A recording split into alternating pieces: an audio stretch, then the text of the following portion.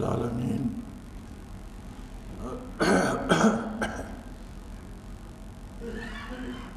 الحمدللہ رب العالمین والصلاة والسلام علی حبیبہ محمد وآلہ وصحبہ اجمعین۔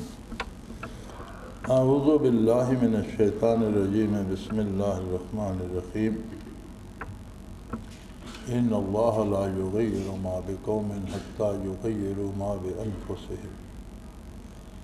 اللہم سبحانک لا علم لنا الا ما علمتنا انک انت العلیم الحکیم۔ مولا یا صلی وسلم دائما ابدا علی حبیبک خیر الخلق کلہم۔ رمضان المبارک کا آخری عشرہ بھی ہے۔ نبی علیہ الصلوۃ والسلام کا ارشاد ہے کہ یہ دوزخ سے رہائی کا عشرہ ہے، عتق من النار۔ اور اس دفعہ اس آخری عشرے میں ایک ہی جمعہ ہے اور یہی جمعۃ الوداع ہے۔ رمضان المبارک کا آخری مبارک دن ہے جمعہ کا۔ اس کے بعد اگلا جمعہ انشاءاللہ شوال میں ہوگا۔ اپنی اہمیت و افادیت کے اعتبار سے یہ پورے سال کا ایک مثالی دن ہے، رحمت الہی عام ہے، اس کا کرم بٹ رہا ہے۔ لیکن وہ جو علامہ مرحوم نے فرمایا تھا جواب شکوہ میں کہ ہم تو مائل بکرم ہیں، کوئی سائل بھی تو ہو، اس کی طرف سے عطا، بخشش، دوزخ سے رہائی، دنیا و اخروی نعمتیں، ہر چیز بے حساب بٹ رہی ہے۔ لیکن کوئی لینے والا، کوئی دامن پھیلانے والا تو ہو۔ ارشاد باری جو میں نے آیہ کریمہ تلاوت کرنے کا شرف حاصل کیا ہے، مفہوم یہ ہے، کسی شاعر نے ایک شعر میں اس کا مفہوم سمو دیا ہے کہ خدا نے آج تک اس قوم کی حالت نہیں بدلی، نہ ہو جس کو خیال خود اپنی حالت کے بدلنے کا۔ ہمارے ہاں ایک طریقہ کار بن گیا ہے، کچھ چیزیں، کچھ عادات ہم اپنا لیتے ہیں، پھر ہم چاہتے یہ ہیں کہ ہماری عادات کو نہ چھیڑا جائے بلکہ دوسرے لوگ بھی ہماری پیروی کریں، ہمارے ساتھ شامل ہو جائیں۔ دین اس چیز کا نام نہیں ہے۔ دین نام ہے اتباع پیغمبر صلی اللہ علیہ وآلہ وسلم کا۔ بندے کو خود کو تبدیل کرنا پڑتا ہے۔ دین میں بھی، دینی امور میں بھی ہم نے رسومات اپنا لی ہیں، رواج اپنا لی ہیں، عادتیں بنا لی ہیں، اور احکام شریعت کو جاننے کے تکلفات میں ہم نہیں پڑتے۔ کوئی بتانا بھی چاہے، وہ بتاتا بھی رہے، ہمارے پلے بات نہیں پڑتی۔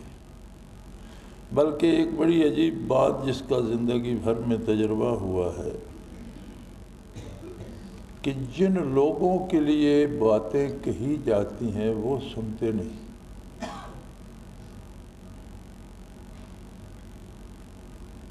یہ میں نے زندگی میں بارہا دیکھا ہے، کتنے لوگوں کو میں نے دیکھا، اور ان میں جو چیزیں نقصان دہ آ رہی تھیں ان کی نشاندہی اسی منبر پر کی کتنے بیانات ہوئے، کتنی باتیں ہوئیں۔ عجیب بات ہے، لوگ سنتے رہتے تھے اور جن کے لیے ساری بات کی جاتی تھی وہ یا وضو خانوں میں ہوتے تھے یا باہر بیٹھے ہوتے تھے، یا اگر اتفاق سے مسجد میں ہوتے بھی تھے تو اس بات کی طرف توجہ نہیں دیتے تھے۔ یہ ایک عجیب انسانی مزاج ہے۔ پھر ہم نے انہیں تباہ ہوتے بھی دیکھا، لیکن کیا کیا جا سکتا ہے؟ قدرت کا اپنا ایک نظام ہے جسے شاید مادی طور پر تو ہم سمجھتے ہیں، ایک نظام ہے وجود کو قائم رکھنے کا، ایک نظام ہے صحت کو بحال رکھنے کا۔ ہم سمجھتے ہیں اور پوری کوشش کرتے ہیں کہ کوئی ایسی غذا نہ کھائی جائے جو ہمارے لیے مضر ثابت ہو یا ہماری صحت خراب کر دے۔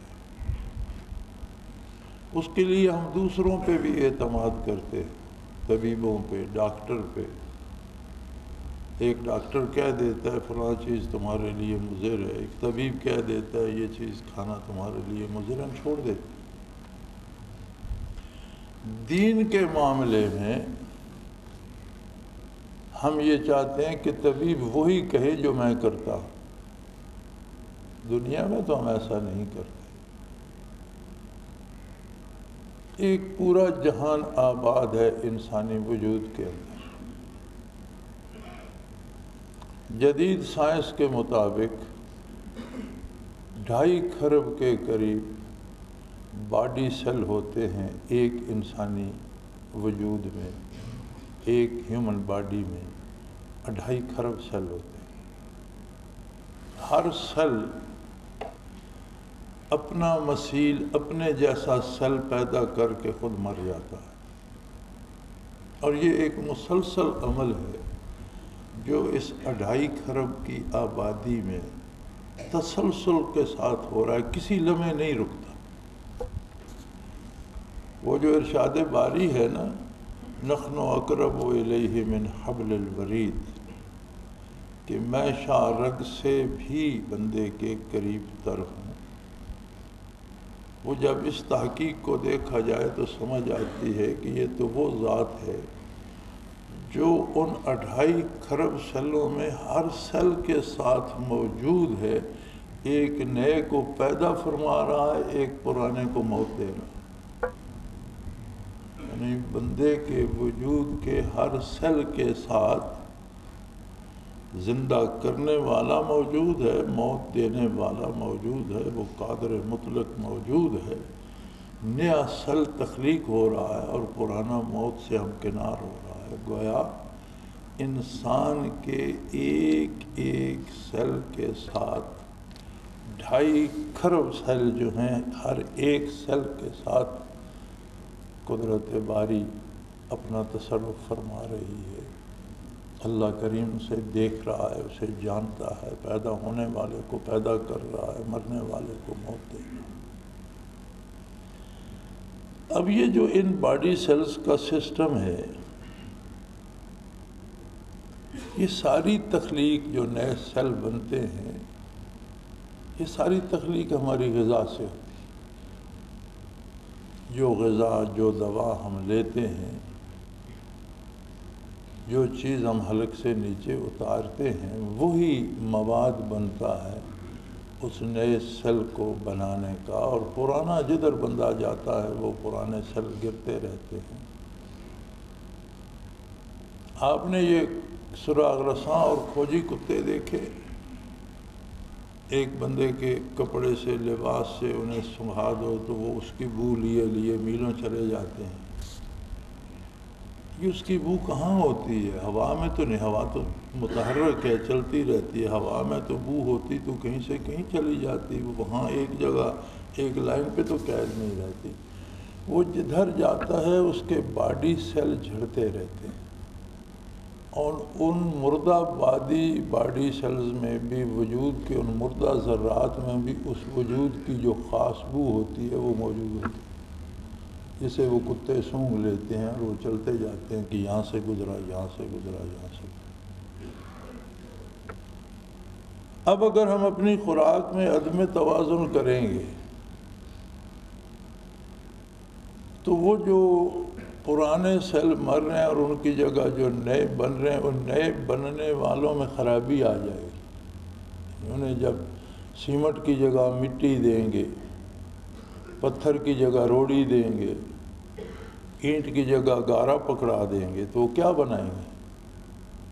غذا جو ہے وہ مادہ ہے جس سے وہ سیل بنتے ہیں۔ جب غذا خراب ہوگی سیل خراب بنیں گے، جب سیل خراب بنیں گے تو بیماری آ جائے گی، کمزوری آ جائے گی، کہیں درد شروع ہو جائے گا، کہیں بخار ہو جائے گا، کوئی اور مرض پیدا ہو جائے گا۔ بے شمار امراض ہیں۔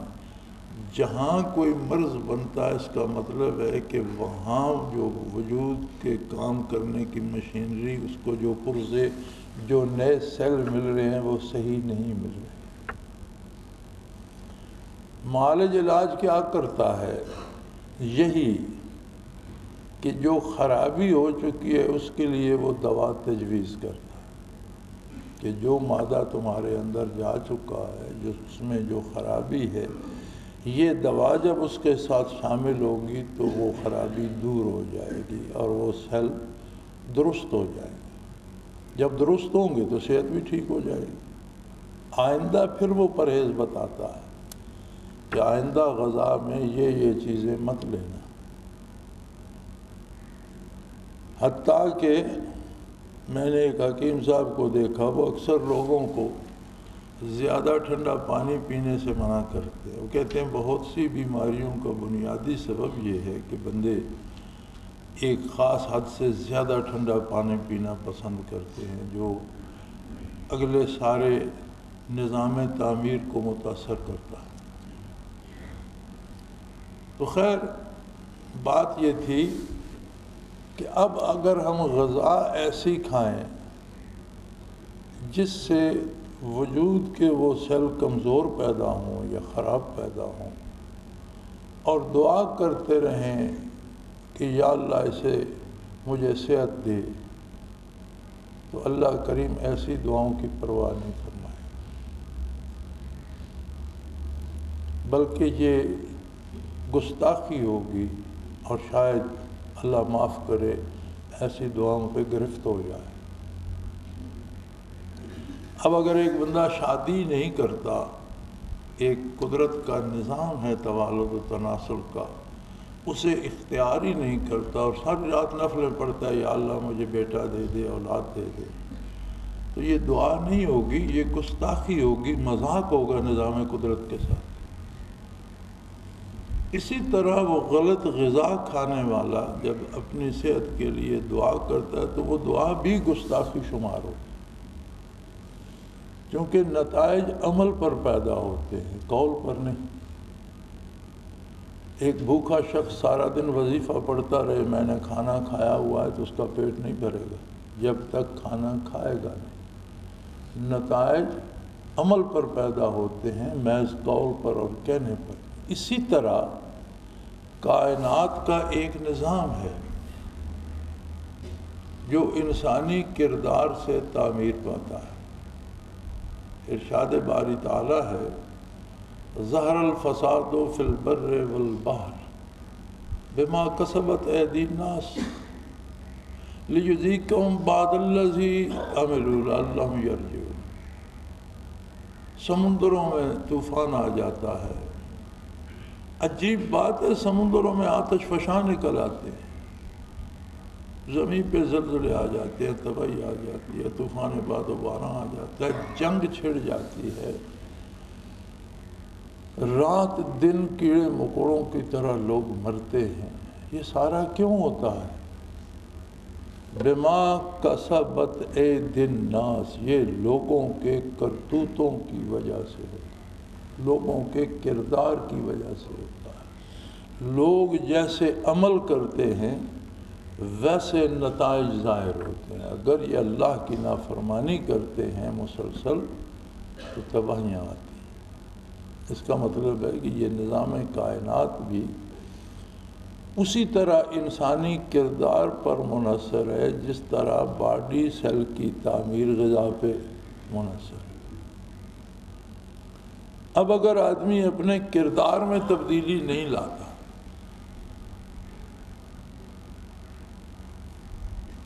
ہمارے ہاں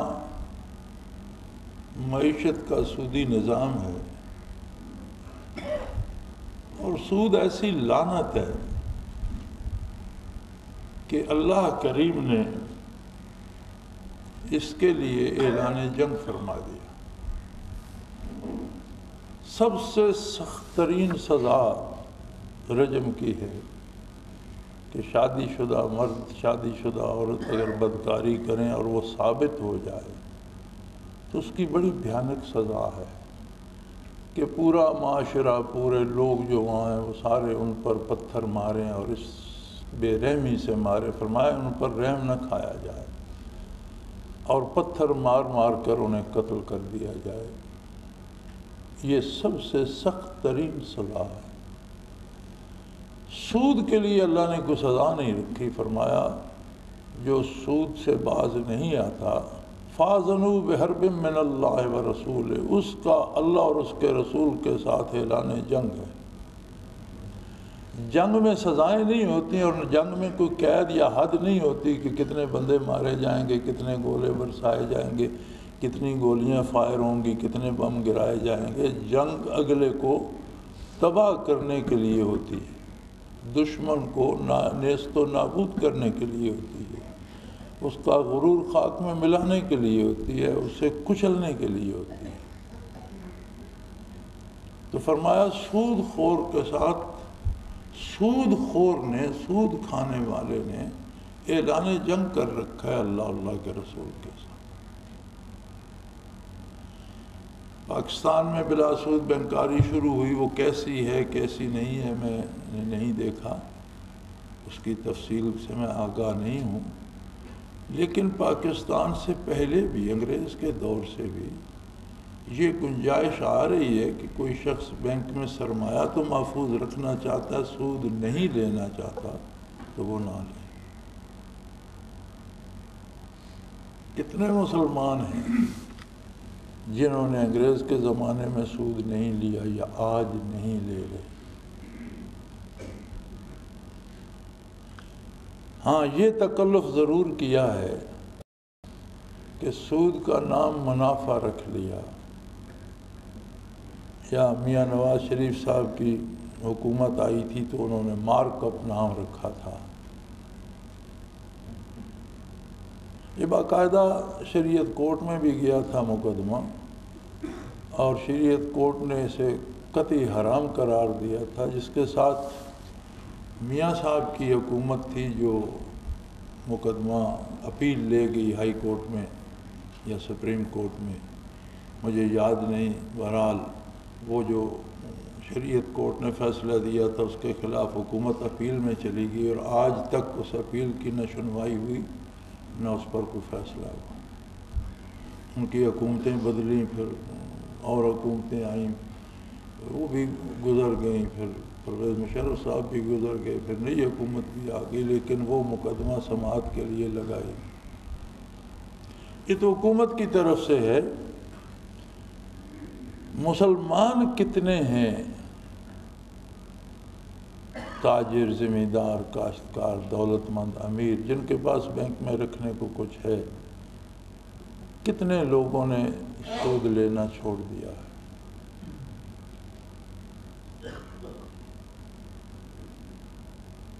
نبی کریم صلی اللہ علیہ وسلم نے فرمایا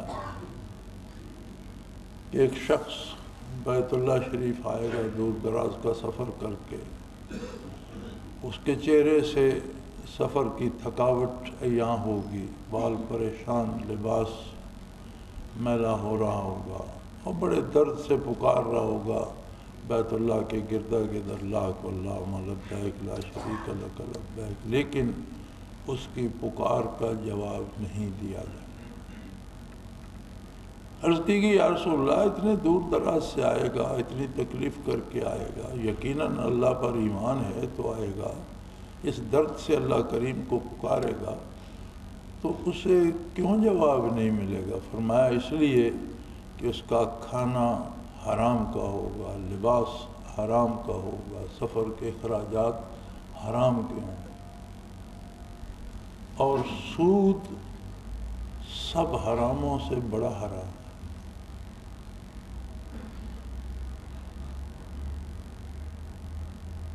تو ہم تبدیل نہیں ہوتے، ہم اپنی عادتیں نہیں بدلتے، رسومات پوری کرنا چاہتے ہیں۔ عبادت میں بھی ہم نے جو رسمیں بنا لی ہیں ان کو پورا کرنا چاہتے ہیں۔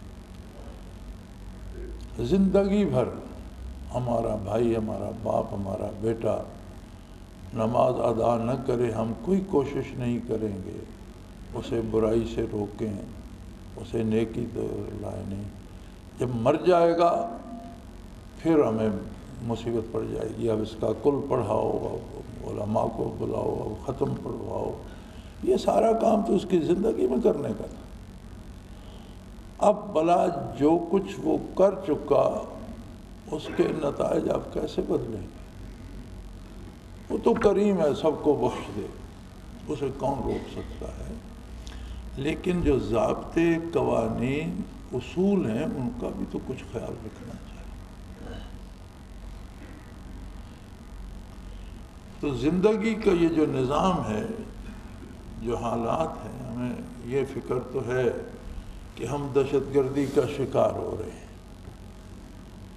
اور عجیب بات ہے، اسلامی ریاست ہے، مسلمان حکمران ہیں، حکومت مسلمانوں کی ہے، اسلام کی نہیں لیکن مسلمانوں کی تو ہے، اور مساجد تک محفوظ نہیں کہ آپ بندوق بردار پہرے دار کھڑے نہ کر سکیں تو امن سے نماز بھی ادا نہیں کر سکتے۔ عدالت میں جاتے ہیں، لوگ مارے جاتے ہیں، پولیس کے پاس گرفتار ہوتے ہیں، ہتھکڑیوں میں مارے جاتے ہیں، گھر میں مارے جاتے ہیں، بازار جاتے ہیں مارے جاتے ہیں، مسجد جاتے ہیں مارے جاتے ہیں، کہیں کوئی جائے پناہ نہیں ہے۔ کیوں؟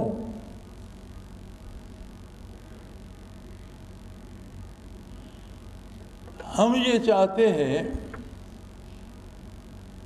کہ جو ہم کھاتے ہیں وہ کھاتے رہیں، جو بد پرہیزی کرتے ہیں وہ کرتے رہیں، لیکن صحت ٹھیک ہونی چاہیے۔ کیسے صحت ٹھیک ہوگی؟ ہم یہ چاہتے ہیں کہ ہمارا جو کردار جیسا ہے ویسا ہی رہے، حالات ٹھیک ہونے چاہیے۔ یہ عجیب بات ہے، یعنی جس بد پرہیزی سے یہ بیماری ہم پر مسلط ہے، جس بد پرہیزی کی وجہ سے ہم پر کافر مسلط ہیں اور ہم غلامی کی زندگی گزار رہے ہیں، وہ بد پرہیزی تو ہم جاری رکھیں، لیکن ہمارا معاشرہ صاف ستھرا ہو جانا چاہیے، امن قائم ہو جانا چاہیے۔ کیسے امن قائم ہو جائے گا؟ دہشت گردی بری چیز ہے، دہشت گردی نہیں ہونی چاہیے، دہشت گردی ختم ہونی چاہیے، لیکن یہ ختم تب ہوگی جب ہم اپنے کردار کی اصلاح کریں، جب ہمارے اعمال درست ہوں گے از خود امن قائم ہو جائے گا۔ جب ہمیں عظمت الہی کا ادراک ہوگا، عظمت پیغمبر صلی اللہ علیہ وسلم کا ادراک ہوگا، اتباع رسالت نصیب ہوگا، تو ہمیں دوسروں کے حقوق کا بھی احترام ہوگا، لحاظ ہوگا، دوسروں کی جانوں کی عظمت اور ان کا احترام ہمارے ذہن میں آئے گا تو حالات درست ہو جائیں گے۔ لیکن ہمارا قومی وتیرہ یہ ہے کہ جو ہم رشوت لے رہے ہیں وہ لیتے رہیں، جو ہم سود کھا رہے ہیں وہ کھاتے رہیں، جو ہم کافروں سے مانگ رہے ہیں وہ مانگتے رہیں، جو ہم چوری کرتے ہیں وہ کرتے رہیں، جو بددیانتی کرتے ہیں وہ کرتے ہیں۔ حالات درست ہو جانے چاہیے۔ کیسے ممکن ہے کہ بد پرہیزی کرتے رہیں، صحت ٹھیک رہنی چاہیے؟ کیسے صحت ٹھیک رہ سکتی ہے؟ اگر ایک فرد کے معاملے میں ہم یہ سمجھتے ہیں کہ بد پرہیزی سے صحت ٹھیک نہیں رہے گی، ہمیں پرہیز کرنا ہوگی، تو ایک معاشرے کے معاملے میں ہم نے یہ کیسے فرض کر لیا ہے کہ ہم برائی کرتے رہیں، خلاف شریعت عمل کرتے رہیں؟ اور پھر اس پر بڑا ظلم ایک اور ہے، حرام کو حرام سمجھ کر اس کا مرتکب ہونا گناہ ہے، فسق ہے، ایسا کرنے والا فاسق ہے۔ حرام کو حلال سمجھنا کفر ہے۔ جو چیز شرعاً حرام ہے اسے حلال سمجھنا کفر ہے۔ اب سود کا نام مارکب رکھ لیں یا منافع رکھ لیں تو اس کا مطلب ہے کہ آپ نام بدل کر اسے حلال سمجھ رہے ہیں۔ تو یہ تو دو ظلم جمع ہو گئے کہ ایک سود بھی کھا رہے ہیں، اوپر اسے حلال بھی سمجھ رہے ہیں، گناہ بھی کر رہے ہیں، ساتھ کفر کے مرتکب بھی ہو رہے ہیں۔ فقہا تو یہ فرماتے ہیں کہ کوئی کسی کی مرغی چوری کر لیتا ہے تو پھر اسے ایسے ہی مار کے کھا جائے، اسے ذبح نہ کرے۔ ایک عجیب بات ہے بھی، ایک جانور کو ایسے ہی مار کے کھا جائے۔ ذبح فرمایا حرام تو ہے ہی، جب چوری کی حرام تو ہے، یہ ایسے ہی مار دے گا تو حرام ہی ہوگی، حرام کھائے گا سمجھے گا میں حرام کھا رہا ہوں۔ جب ذبح کرتا ہے تو سمجھتا ہے حلال ہو گئی، اور سمجھتا ہے میں حلال کھا رہا ہوں۔ حرام کو حلال سمجھنا کفر ہے۔ اس چھوٹے سے مسئلے پہ وہ فرماتے ہیں کہ حرام کو حلال سمجھنا کفر ہے۔ اب چوری کی مرغی کو ذبح کرے گا تو اس کے ذہن میں آئے گا کہ یہ حلال ہو گئی، کھائے گا تو سمجھے گا حلال کھا رہا ہوں، حالانکہ وہ حرام ہے، اس کی حرمت وہ چوری والی ذبح کرنے سے زائل نہیں ہوگی۔ تو اسے یہ غلطی لگے گی میں حلال کھا رہا ہوں، حرام کو حلال جاننا کفر ہے، تو کافر ہونے سے بہتر ہے گناہ کر لے، حرام کھا لے، کافر تو نہ ہو۔ تو اگر ایک مرغی پہ اتنا معاملہ اٹک جاتا ہے تو یہ جو ساری زندگی کا سود ہے جسے ہم منافع اور مارکب، کتے کا نام دمبا رکھ دو اور اسے حلال سمجھ لو، تو پھر تو دنیا میں کوئی چیز حرام رہے گی نہیں۔ یہی تو عیسائیوں نے کیا مذہب میں، ہر حرمت جو ان کے مذہب میں تھی اسے انہوں نے حلال کر لیا۔ جی کلیسا نے اس کی بھی اجازت دے دی ہے، کلیسا نے اس کی بھی اجازت دے دی۔ اگر ہم یہ کریں گے تو اسلام کا کچھ نہیں بگڑے گا، چونکہ اسلام وہ دین ہے جس کی حفاظت کا ذمہ اللہ کریم نے اپنی ذات کریم کے ذمہ لیا ہے، اور جب تک یہ دنیا قائم ہے یہ تب تک رہے گا۔ ہمارا اس پر کوئی احسان نہیں کہ ہماری وجہ سے اسلام قائم ہے، نہیں، اسلام کی وجہ سے شاید ہم اس قابل ہو سکیں کہ اللہ ہم پر رحم فرما دے۔ اسلام ہمارا محتاج نہیں ہے، ہم اسلام کے محتاج ہیں، اسلام کا محافظ وہ خود ہے۔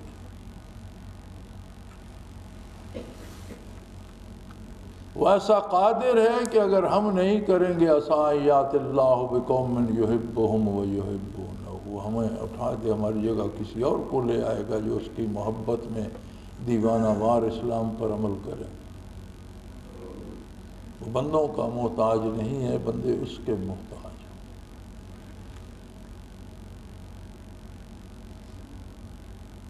تو اس اہم جمعۃ الوداع تو لوگوں کو یہ امید ہوتی ہے کہ علماء اور مقرر حضرات اور مولانا صاحب خوشخبریاں سنائیں گے، ہم سب کو جنتی قرار دیں گے، ہم سب کو بشارت دیں گے کہ تم سارے بخشے گئے ہو۔ یہ کیا نیا الجھن یہ لے بیٹھے ہیں؟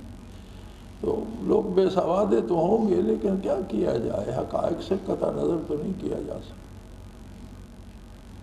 ایک آدمی زہر کھا رہا اور ہم اسے خوشخبری دیتے رہیں کہ تمہاری صحت بڑی ٹھیک ہوگی، تو وہ تو اسے تب پتہ چلے گا جب پیٹ میں جائے گی۔ اس خوشخبری کا کیا فائدہ؟ لوگوں کو یہ پسند ہے کہ کوئی انہیں کہہ دے تم جنتی ہو، تم بخشے گئے ہو، موج کرو، جو جی چاہے کرتے پھرو۔ میاں ایسا کبھی نہیں ہوگا۔ مجبوری ہے، اتباع محمد الرسول اللہ کے بغیر کہیں سے رحمت الہی کا کوئی ذرا کسی کو نہیں ملے گا۔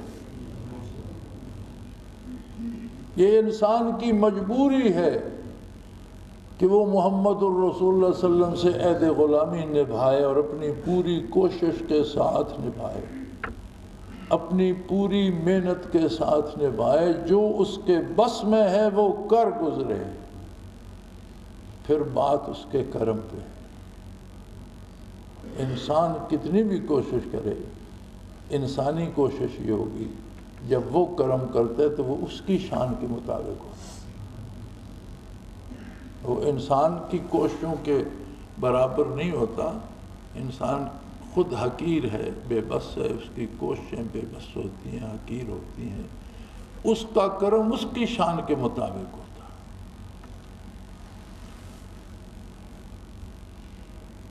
ہم نماز ادا کرتے ہیں الحمدللہ، ہم نے نماز میں بھی اپنا ایک طریقہ بنا، ہم ٹوٹل پورا کرنا چاہتے ہیں۔ ایک طریقہ ہے، عشاء کی نماز فرض پڑھے جائیں، سنتیں پڑھی جائیں، اور عموماً جب نماز ختم ہوتی ہے تو فجر اور عصر کے علاوہ، ان دو نمازوں کے علاوہ باقی نمازوں میں 2 رکعت نفل پڑھے جائیں۔ نبی کریم صلی اللہ علیہ وسلم پڑھا کرتے۔ سنت ہوتی ہے کہ فرائض میں کوئی کمی رہ گئی تو وہ سنت سے اللہ کرے پوری ہو جائے۔ نفل ہوتا ہے کہ سنت میں کوئی کمی رہ گئی تو اللہ کرے نفل سے پوری ہو جائے، اور پھر سو جائے، اور پھر سو کر اٹھے، پھر تہجد پڑھے، وتر پڑھے۔ اب اگر وہ ایسا نہیں کر سکتا تو عشاء کے ساتھ وتر پڑھ لے۔ اگر یہ ڈر ہو کہ سوتا رہ جاؤں گا اور وتر بھی ضائع ہو جائیں گے تو پھر عشاء کے ساتھ وتر پڑھ لے، اور وتر کے بعد 2 نفل پڑھ لے۔ تو علماء فرماتے ہیں کہ اگر سحری کو اٹھ نہ سکا تو یہ نوافل تہجد کے قائم مقام ہو جائیں گے۔ اب ہم نے یہ ٹوٹل پورا کیا ہوا ہے، 4 فرض، 2 سنتیں، 2 نفل، 3 وتر، 2 نفل، یہ ہماری عادت ہے۔ اب دنیا بدل جائے، ہم عادت کو نہیں بدلنا چاہتے، ہمیں اس دین کی پیروی نہیں، اس اپنے رواج کی کرنی ہے۔ یہاں ہمارا تھوڑا سا انداز دارالعرفان میں بدل جاتا ہے، ہم یہ کہتے ہیں کہ بھئی فرائض اور سنن کے بعد تراویح شروع ہو گئی، پوری طرح ہوش و حواس میں چاق و چوبند رہو، تراویح پڑھو۔ تراویح کے ساتھ وتر کی نماز با جماعت ہوتی ہے، سارا سال نہیں ہوتی۔ یہ اس لیے ہوتی ہے کہ وتر بھی 1 رکعت واجب ہے، 2 رکعت سنت ہے۔ تو جب سنت آپ با جماعت پڑھ رہے ہیں، تراویح جو سنت ہے، تو وتر کی جو رکعت واجب ہے وہ بھی با جماعت پڑھی جائے۔ جب سنت کی جماعت نہیں ہوتی تو پھر واجب کی جماعت بھی نہیں ہوتی، باقی سارا سال وتر کی جماعت بھی نہیں ہوتی۔ جتنے فرائض ہیں ان میں مغرب کے 3 فرض ہیں، ان کو وتر کر دیتے ہیں، طاق کر دیتے ہیں۔ جتنی سنتیں اور نفل پڑھے جاتے ہیں ان کے لیے 1 رکعت پڑھنا واجب ہے کہ وہ بھی طاق ہو جائے۔ نبی کریم صلی اللہ علیہ وسلم 2 رکعت ساتھ سنت شامل کر کے 3 رکعت پڑھا کرتے تھے کہ 1 رکعت کی بجائے 3 پڑھے جائیں، لیکن بعض صحابہ نے 1 رکعت بھی پڑھی ہے۔ وہ 1 رکعت واجب ہے کہ دن بھر کے سنت نوافل جو ہیں وہ بھی طاق ہو جائیں۔ اب طریقہ یہ ہوتا ہے کہ فرائض اور سنت ہو گئی، پھر تراویح شروع ہو گئی، پھر وتر ہو گئے، پھر ذکر شروع ہو گیا۔ اب ذکر ختم ہو اس کے بعد ساری رات پڑھی ہے، جتنے نوافل پڑھنے ہیں پڑھیں۔ فرائض کے ساتھ آپ نے سنت کے بعد 2 پڑھنے تھے، وتر کے بعد 2 پڑھنے تھے، اب 2 کے 4 ہو گیا، اب 4 کی بجائے 40 پڑھیں، کون روکتا؟ ساری رات یعنی طلوع سحر تک عشاء ہے، آپ عشاء میں کتنے نوافل شامل کرنا چاہتے ہیں طلوع فجر تک پڑھیں، کون روکتا ہے؟ لیکن نہیں، چونکہ عادت ہے، وہ عادت پوری کرنی ہے، بدلنے کی ضرورت نہیں، اپنی جو عادت ہے وہ کیوں چھوڑیں؟ یہ بدلنا نہیں ہے آپ لوگوں کو، تو سیکھنے کی عادت ہے۔ یاد رکھیں یہ جو ذکر میں مراقبات کرائے جاتے ہیں یہ نوافل سے افضل ہوتے ہیں۔ نوافل سے مراقبات افضل ہیں۔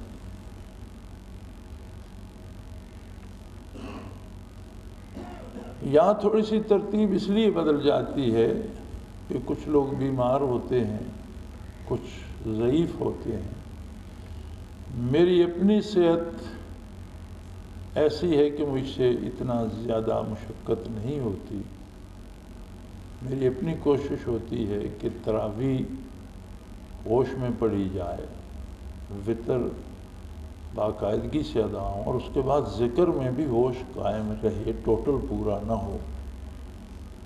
یہ ساری چیزیں ترتیب سے ہو جائیں، اس کے بعد نوافل کے لیے رات پڑی ہے آپ پڑھیں۔ لیکن میں نے دیکھا لوگ بدلتے نہیں، جو عادت اپنی بنائی ہوئی ہے نا اس پر قائم رہتے ہیں۔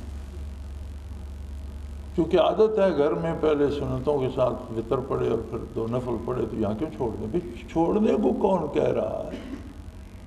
ترتیب ہی بدلی ہے، چھوڑنے کا تو کسی نے نہیں کہا۔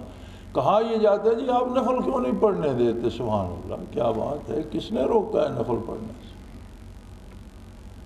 لیکن کیا ضروری ہے کہ جیسے آپ گھر میں پڑھتے ہیں اجتماع میں بھی ویسے ہی پڑھیں؟ اجتماع کے تقاضے کچھ اور ہوتے ہیں، جہاں آپ جمع ہوتے ہیں، لوگ ہوتے ہیں۔ اب رات میرا خیال تھا کہ قرآن کریم کا ختم مکمل ہوا، قرآن کریم کے بارے کچھ باتیں عرض کر دوں، اور شاید ہو سکتا ہے کچھ میں ایسی باتیں بھی کہہ جاتا جو آپ کے لیے زیادہ فائدہ مند ہوتی ہیں، شاید وہ آپ کے علم میں نہ تھیں، اللہ نے مجھے بتا دی ہوں گی۔ لیکن آپ اپنی عادت کیوں چھوڑیں گے؟ آپ کی تو اپنی عادت ہے، آپ نے ٹوٹل پورا کرنا ہے، بس وہ اپنا ٹوٹل آپ نے پورا کر لیا، پھر ساری رات گپ شپ چلتی رہی۔ کیسی عجیب بات ہے۔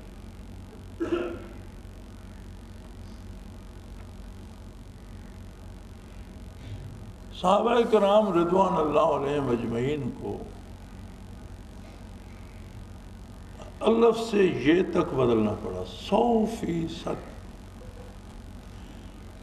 جو عقیدے انہوں نے باپ دادا سے سیکھے تھے وہ چھوڑنے پڑے، جو عادات باپ دادا سے سیکھنی پڑی تھی وہ چھوڑنی پڑی، جو برادری خاندان کے رواجات باپ دادا سے حاصل کیے تھے وہ چھوڑنے پڑے، جو طریقے عبادت باپ دادا سے حاصل کیا تھا وہ چھوڑنا پڑا، حتیٰ کہ لباس تک، انداز تخاطب تک، بات کرنے کا انداز، تجارت کا لینے دینے کا انداز، خرید و فروخت، بیع و شراء، رشتے اور ناطے جو قدیم سے جس طرح ہوتے آ رہے تھے وہ سارا بدلنا پڑا، اور محمد الرسول اللہ علیہ وسلم کے نظام میں ڈھلنا پڑا، اور وہ 100% بدل گئے۔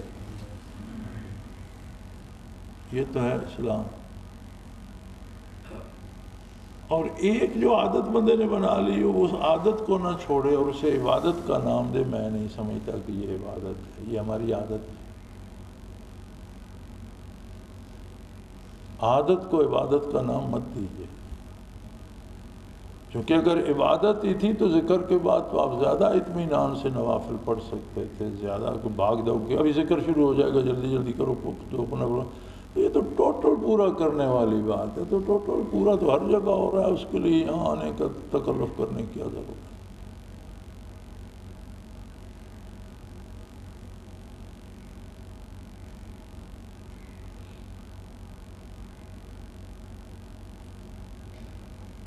ہم ہی بے وقوف لوگ تھے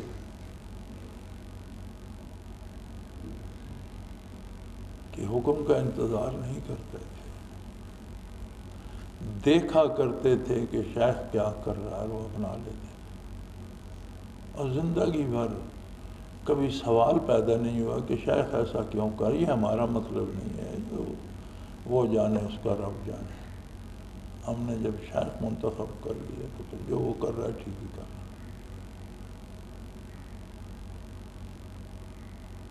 اسے وضاحت کی ضرورت نہیں ہوتی۔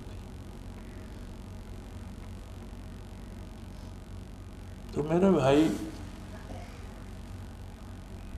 رمضان المبارک کی فضیلت اپنی جگہ، جمعۃ الوداع کی فضیلت اپنی جگہ، اس کا کرم اور احسان بے حد و بے حساب، لیکن حاصل کرنے کے لیے رواج سے اٹھ کر اتباع سنت اختیار کرنا،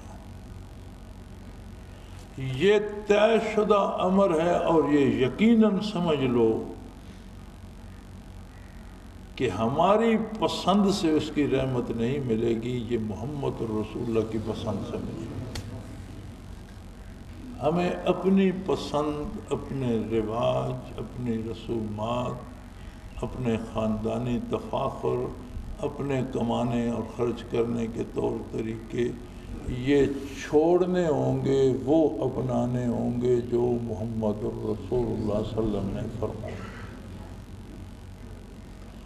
جب تک کوئی ان کنتم تحبون اللہ فاتبعونی، کوئی دوسرا راستہ نہیں۔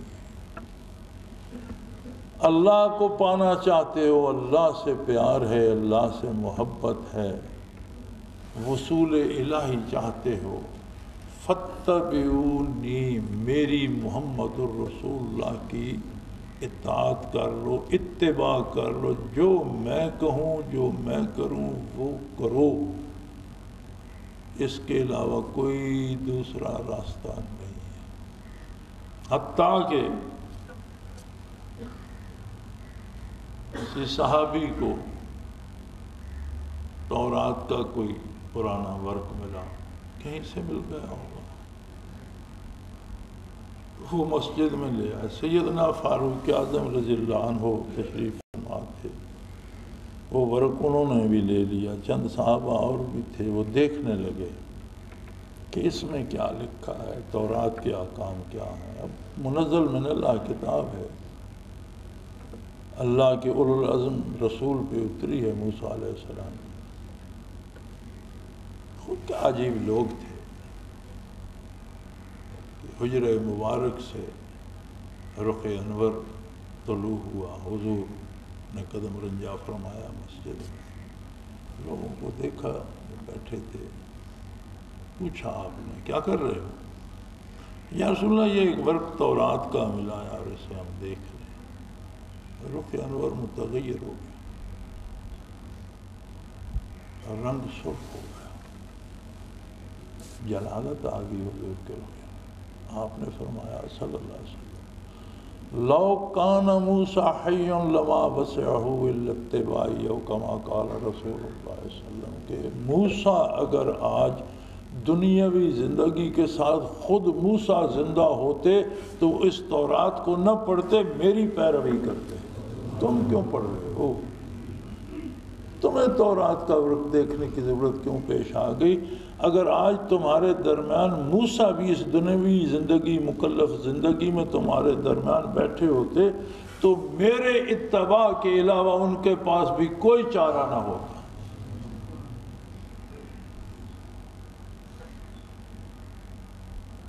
یعنی جو رسول جسے مکالمہ باری نصیب ہوا، وکلمہ ربہ تکلیما، جس سے اللہ کریم براہ راست کلام فرماتے تھے، آج ہوتے تو آج طور پر بیٹھ کر نہ پوچھتے کہ اللہ میں کیا کروں، آج مجھ سے پوچھتے کہ یا محمد مجھے کیا کرنا ہے صلی اللہ علیہ وسلم۔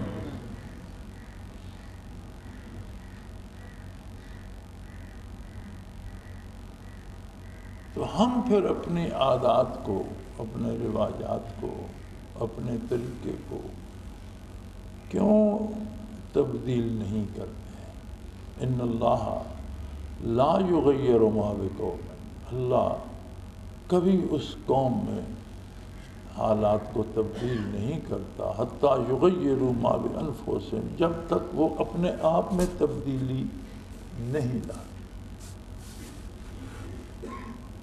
مقصد عبادت کا حصول رضا الہی ہے، ہر چیز کی اپنی اہمیت ہے، فرائض کی اپنی اہمیت ہے، سنت کی اپنی اہمیت ہے، نفل کی، واجب کی، مستحب کی اپنی اپنی اہمیت ہے، ہر چیز کو اس کی اپنی اپنی اہمیت اور ترتیب پہ رکھنا ضروری ہے، نہ یہ کہ ایک عادت بن گئی ہے اب جو عادت ہے ہم نے وہ پوری کرنی ہے۔ نہیں، یہاں بات عادت سے نہیں، اطاعت سے عبادت ہوتی ہے، عادت سے عبادت نہیں ہوتی۔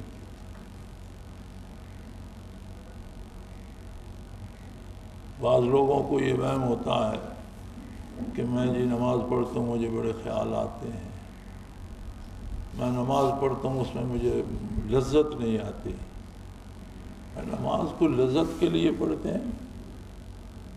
اگر نماز میں خشوع و خضوع نصیب ہو، لذت نصیب ہو تو اس کا کرم ہے، لیکن مشکل بھی لگے تو پڑھنی تو ہے، حکم ہے اس کا، ہمیں ادا کرنی ہے، فرض ادا کرنا ہے ہر حال میں۔ خیالات آتے ہیں تو خیالات کا آنا جو ہے وہ نماز کو خراب نہیں کرتا، خیالات کا لانا خراب کرتا ہے۔ جب ہم خود سوچنا شروع کر دیتے ہیں تو وہ نماز کو بگاڑتا ہے۔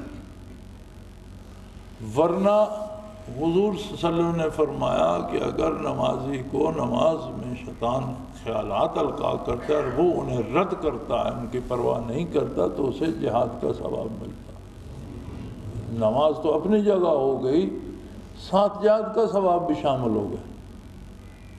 لیکن اگر شیطان کوئی خیال القاء کرتا ہے اور ہم اسے سوچنا شروع کر دیتے ہیں تو اس نے تو ایک خیال دیا تھا، ہم آگے ہزاروں جوڑ لیتے ہیں۔ تو پھر ہمیں اپنے رویے پہ، اپنے عمل پہ نظر رکھنا ہوگی کہ میں کیا کر رہا،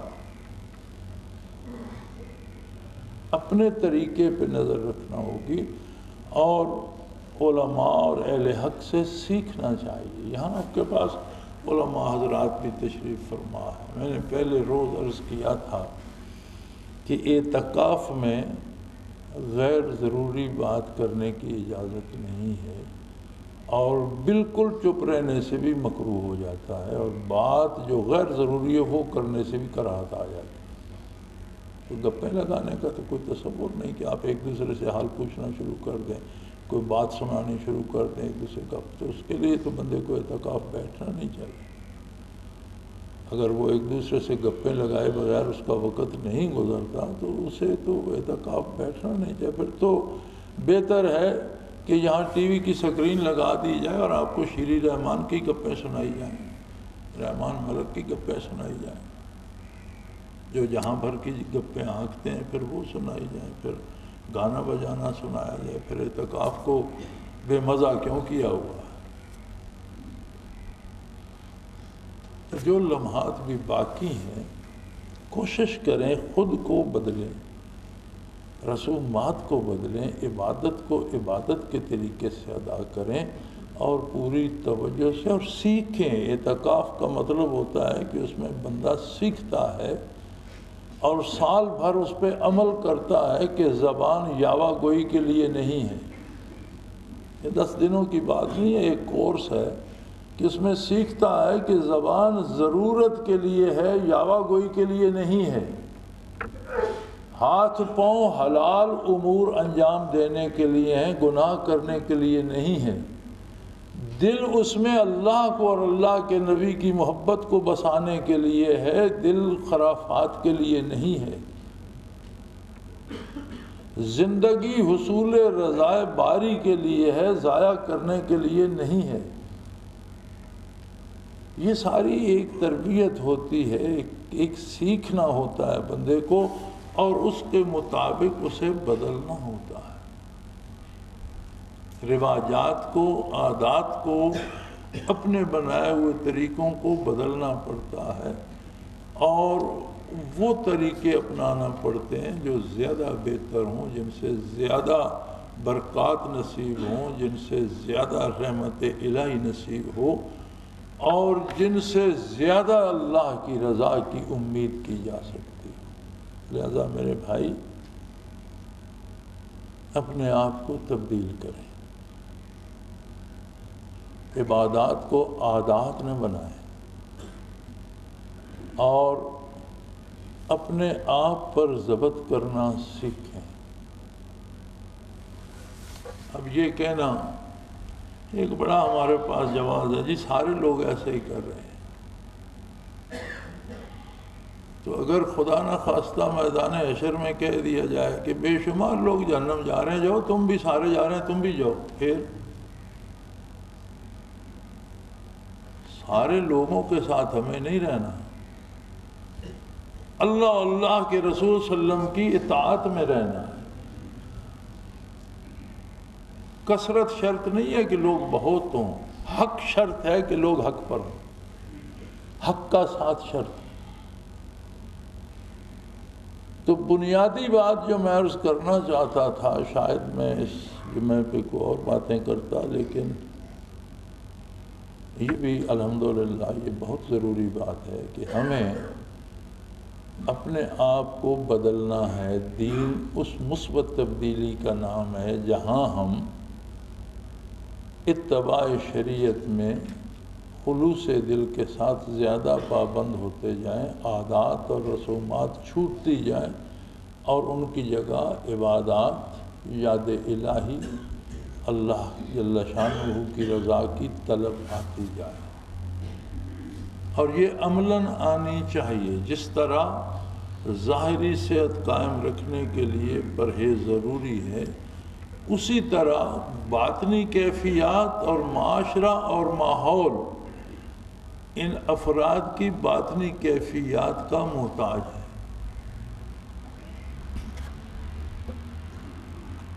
انسان بظاہر تو انسان ہی نظر آتا ہے، لیکن جو برائی میں غرق ہوتا جاتا ہے تو اس کی روح کی شکل انسانی نہیں رہتی، بدل جاتی ہے، درندے کی شکل بن جاتی ہے، موذی جانور کی شکل بن جاتی ہے۔ مراقبہ کرایا جاتا تھا، رؤیت اشکال اس کا نام تھا، اس میں نظر آتا تھا کہ بظاہر تو انسان ہے تو اندر روح کیسی ہے۔ حضرت رحمۃ اللہ علیہ نے کرانا بند کر دیا، پھر اس کے بعد ہم نے بھی نہیں کرایا کسی کو۔ تو اگر اس نظر سے دیکھا جائے تو بڑے بڑے شہروں میں بڑی خوش نصیبی ہے کہ چند لوگ انسانی شکل پہ نظر آ جائیں۔ یہ بھی اچھا سمجھا جاتا ہے کہ حلال جانور کی شکل پہ نظر آ جائیں تو سمجھا جاتا ہے کہ یہ بندہ بھی صاحب نجات ہے، اس میں ایمان باقی ہے، انسانی معیار سے تو گر چکا ہے لیکن حلال جانور کی شکل پہ، ورنہ اکثریت اژدہے، خنزیر، درندے اور موذی جانوروں کی شکل میں ہوتی ہے۔ اور جب روح کی شکل اس طرح بدلتی ہے تو انسان کا کردار اس سانچے میں ڈھل جاتا ہے، اس کے اعمال اس جانور سے مشابہت رکھتے ہیں، اس سے درندگی ہوتی ہے، دہشت گردی ہی کرتا ہے، وہ چیر پھاڑ ہی کرتا ہے، مار دھاڑ ہی کرتا ہے۔ اور اس سے بڑی بدنصیبی کیا ہوگی، کسی قوم کے اس سے برے حالات کیا ہوں گے کہ اس کی اپنی فوج اس کے اپنے شہریوں کے ساتھ برسر پیکار۔ ہم نے کبھی بیٹھ کے سوچا ہے یعنی اس سے بڑی سزا اور ہم پر کیا مسلط ہوگی کہ وہ فوج جو ہمارے تحفظ کی ضمانت ہے وہ ہم پر گولے برسا، ہماری فوج ہمیں مار رہی ہے کیوں؟ اور ہم اپنے فوجیوں کو مار رہے ہیں کیوں؟ وہ درندے بن گئے ہیں یا ہم بھیڑیے ہو گئے ہیں؟ کچھ تو ہے، کہیں تو کوئی خرابی ہے، کہیں ایسا تو نہیں کہ دونوں طرف ہی بھیڑیوں کا راج ہے اور انسان رہے نہیں۔ تو یہ سیاست سے اور سیاسی داؤ پیش سے ختم نہیں ہوگا، یہ معاملہ، یہ خرابی تب ختم ہوگی جب ہم محمد الرسول اللہ کا اتباع کریں۔ ہمارے اندر بھیڑیے کی جگہ انسان کوئی بن جائے گا، چونکہ قبر تک، موت تک تو اسے توبہ سے بدلا جا سکتا ہے، اصلاح سے بدلا جا سکتا ہے۔ کوئی توبہ کرتا ہے خلوص سے اور اتباع شریعت اختیار کرتا ہے تو وہ شکل روح کی انسانی بن جاتی ہے، لیکن اگر اسی پہ موت آ گئی تو پھر معاملہ مشکل ہو جاتا، پھر تو میدان حشر میں بھی بھیڑیے کی طرح چلاتا پھرتا ہوگا، درندے کی شکل پہ اٹھے گا۔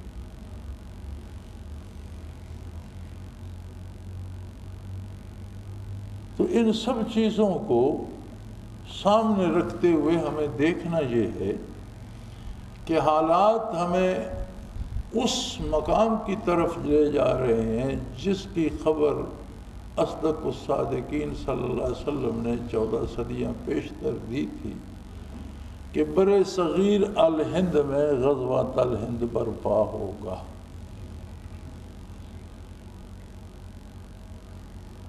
اللہ کے بندے اور مومن ایک طرف ہوں گے اور دنیا کا کفر دوسری طرف جمع ہو جائے گا، شدید جنگ ہوگی، اسلام غالب آئے گا، مسلمان فاتح ہوں گے، پورا بر صغیر اسلامی ریاست بنے گا۔ اور حضور صلی اللہ علیہ وسلم نے اس سے بڑھ کر بہت بڑی خوشخبری عطا فرمائی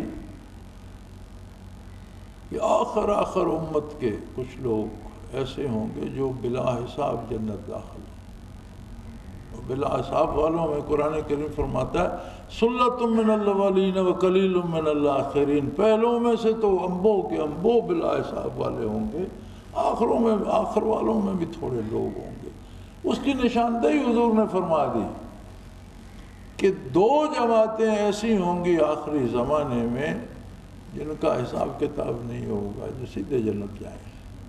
یا رسول اللہ وہ کون ہوں گے؟ فرمایا ایک وہ مجاہد جو غزوۃ الہند میں شرکت کریں گے، وہ بلا حساب جنتی ہے۔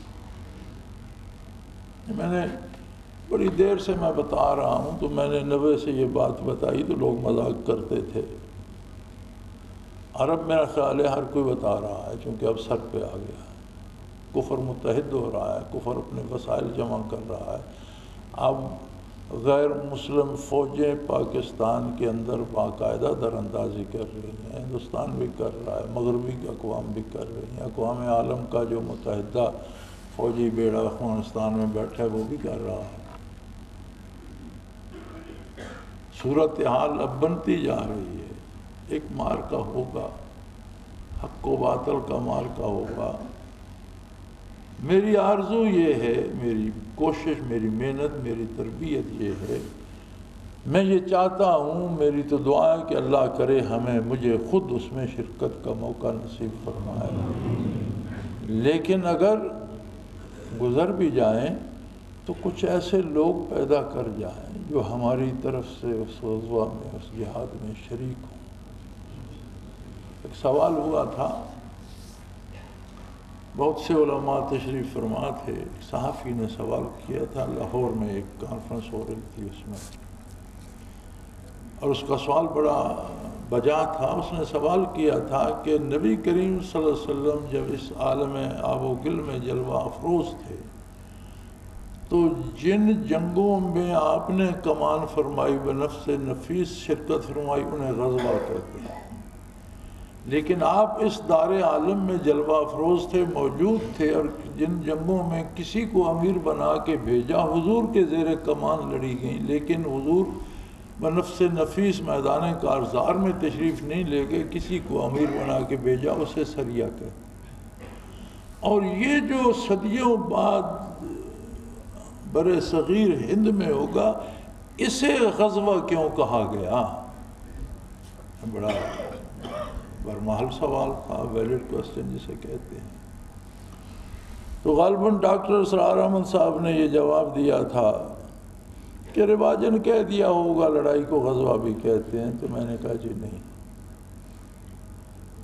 میں کہتا آپ کہتے تو ہم رواجن کہہ دیتے، یہ ارشاد ہے محمد الرسول اللہ صلی اللہ علیہ وسلم کا، حضور کا ارشاد رواج نہیں، وہ حق ہوتا ہے۔ اسے غزوۃ الہند محمد الرسول اللہ نے فرمایا ہے، اور اس کا مطلب یہ ہے کہ اس میں جو مجاہد شریک ہوں گے ان کو رفاقت پیغمبر اس طرح نصیب ہوگی جیسے خود وہاں موجود ہوں، جس طرح بدر میں موجود تھے، جس طرح احد میں موجود تھے یا باقی غزوات میں موجود تھے۔ غزوۃ الہند کے مجاہدوں کو محمد الرسول اللہ کی وہ شفقت، وہ رحمت، وہ تائید اور وہ برکت نصیب ہوگی گویا خود بنفس نفیس وہاں جلوہ افروز ہوں، وہ برکات نصیب ہوں گی۔ اس لیے اسے حضور نے غزوہ فرمایا، یہ ہوگا ہی غزوہ۔ تو آرزو یہ ہے کہ اللہ کے بندے عادات رواجات سے اوپر اٹھ کر اطاعت اور اتباع کے اس درجے میں آ جائیں۔ خدا کرے کسی کو تو غزوۃ الہند کی شراکت نصیب ہمیں عطا کر دے، اس کا احسان ہے۔ لیکن زندگی کا کیا بھروسہ ہے؟ ہم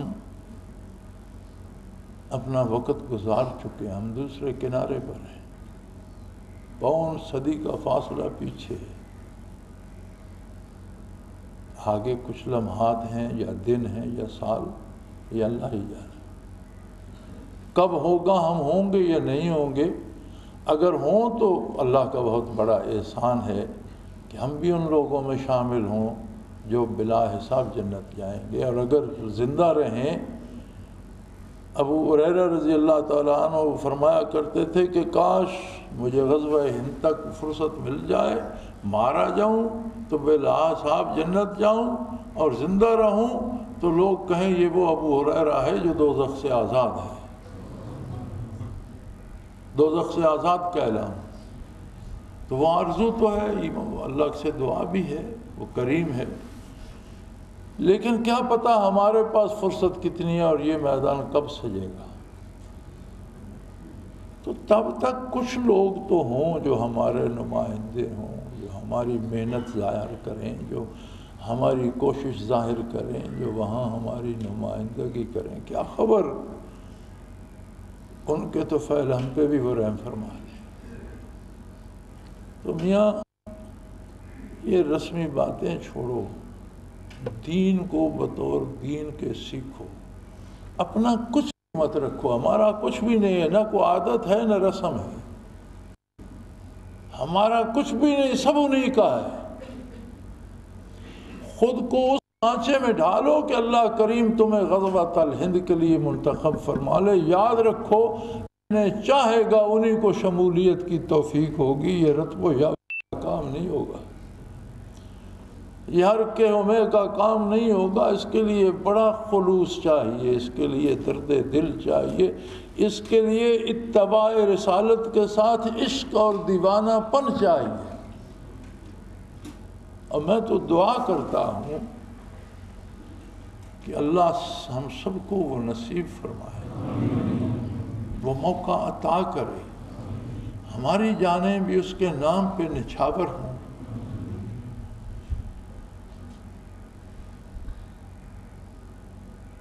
اور اگر اس سے پہلے موت آ جائے تو اس کے انتظار میں تو آئے۔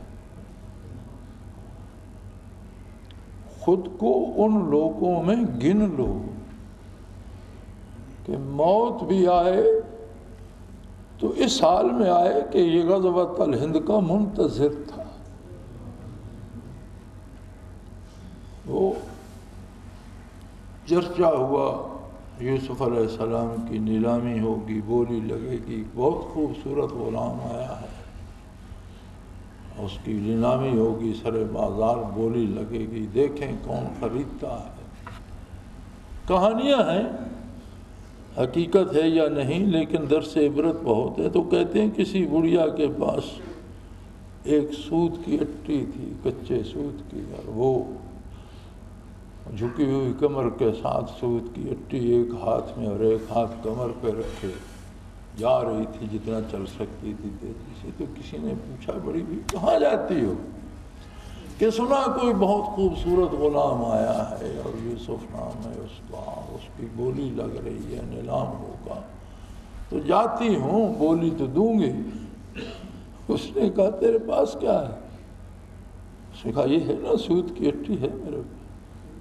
وہاں تو کروڑوں اربوں کی بات ہوگی، وہاں تو سارے اہل دربار اور وزیر اور بادشاہ تک گاہک بیٹھے ہیں، تمہیں اٹی پہ ملے؟ اس نے کہا نہ ملے، خریداروں میں نام تو آ جائے۔ میں خرید سکوں گی یا نہیں، میرا سرمایہ کم صحیح، لیکن جب یوسف کے خریداروں کی بات ہوگی تو کیا میرا نام نہیں آئے گا؟ کیا ہوگا یہ تو اللہ جانے۔ لیکن فرشتہ اجل آئے تو غزوۃ الہند کی تیاری میں تو پائے، ایمان میں، عقیدے میں، دل میں وہ درد تو ہو۔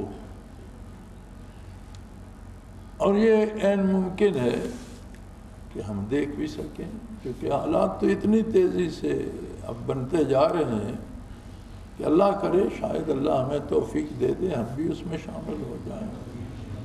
تو میاں تیاری کرو، اور یہ تیاری اتباع سنت میں ہے۔ جتنا خود کو حضور کی غلامی میں ڈھال لو گے اتنے کامیاب رہو۔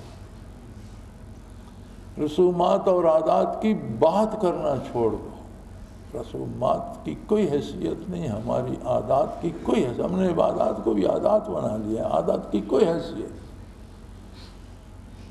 میاں درد دل پیدا کرو، بدل جاؤ، ہر کام میں بدل جاؤ، اس رنگ میں ڈھل جاؤ جس میں اللہ کا رسول پسند کرتا ہے سب سے، اور تیار رہو، شاید ہماری جان حقیر بھی غزوۃ الہند میں کام آئے اور میدان حشر میں سرفرو کھڑی ہو کہ بھئی اس کا حساب کیا ہونا ہے، اسے جانے دو۔ مزہ تو جب آئے کہ اجل آئے تو ہمیں جنت ہی پائے، حشر ہو تو ہم اہل جنت میں ہوں، حساب ہو تو الگ راستے سے جا رہے ہوں، وہ حساب والے ادھر جائیں جی، یہ تو وہ حساب والے نہیں ہیں، ان کو ادھر سے جانے۔ آپ نے دیکھا ہم جاتے ہیں کسی بار ملک میں، اس ملک کے شہری جو ہوتے ہیں وہ آرام سے دوسرے راستے سے نکل جاتے ہیں، ہم جو باہر کے جاتے ہیں وہ ایک لائن میں کھڑے ہوتے ہیں کہ کسٹم کلیئر کرو پھر جاؤ گے۔ حشر میں بھی ایسا ہی ہوگا کہ یہ تو دنیا میں ہی ان کا فیصلہ ہو گیا تھا، یہ تو جنت والے انہیں ادھر سے جانے دو، ان کا گیٹ وہ ہے، اور ان کو ادھر لگاؤ، ان کا محاسبہ ہوگا، ان کا ترازو لگا ہوا ہے، اعمال تو لے جائیں گے۔ تو مزہ تو جب ہے کہ اللہ کرے حشر میں وہ راستہ نصیب ہو جدھر حساب نہیں ہے، اور یہ تو موقع ہے۔ غزوۃ الہند میں تو یہ بات لٹائی جا رہی ہے، نبی کریم صلی اللہ علیہ وسلم کی بشارت ہے، اور یہ غزوہ ہے، اس میں اتنا کرم نبوی ہوگا کہ جیسے خود ان لوگوں کے ساتھ جلوہ افروز ہوں۔ دعا بھی کرو، اور دعا وہی کامیاب ہوتی ہے جس کے لیے حالات اور اسباب بھی اس کے مطابق بنائے جائیں۔ اپنی بھرپور کوشش بھی کرو۔ اللہ آپ سب کو حاضر و غائب تمام احباب کو کامیاب کرے، اور یہ نصیب و آخر دعوانا ان الحمدللہ رب العالمین۔